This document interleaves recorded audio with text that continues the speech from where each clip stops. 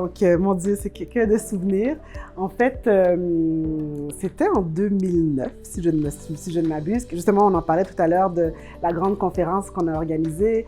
J'ai travaillé de concert avec les membres du CQFD, mais principalement, il y avait beaucoup le travail de Rita Suarez-Pinto qui faisait une recherche dans le contexte de ses études. Je crois qu'elle avait reçu un financement de la Fondation McConnell. En tout cas, je ne pourrais pas me rappeler exactement des détails, mais dans le contexte de cette recherche-là, ou de ce financement-là, on s'est mis à réfléchir ensemble sur quelles étaient les perspectives, quelles étaient les possibilités pour nous de mettre de l'avant un projet qui était rassembleur et puis qui ferait en sorte qu'on pouvait aller un peu plus loin en matière de droits des femmes.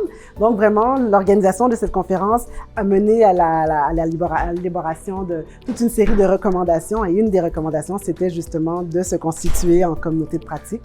Donc, ça a été le grand départ de cette initiative qui nous a été par la suite, qui a été supportée par la suite par le CRDI. On a obtenu du financement pour ça et puis ça a suivi s'avancer.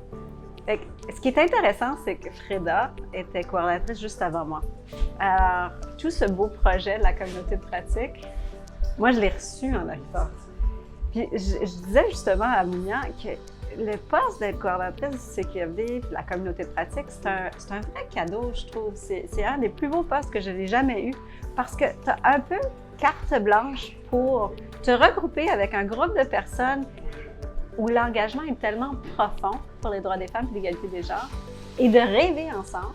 Alors vous, votre rêve, c'est on va créer la communauté de pratique. Nous, notre rêve, c'était on va faire une Casa Feminista au Forum social mondial, on va pousser des thématiques duquel on ne discute pas encore. On va lancer un club, on va faire une école féministe. Tu rêves et ensuite, tu as la capacité de réaliser ces rêves-là. C'était vraiment d'une beauté exceptionnelle.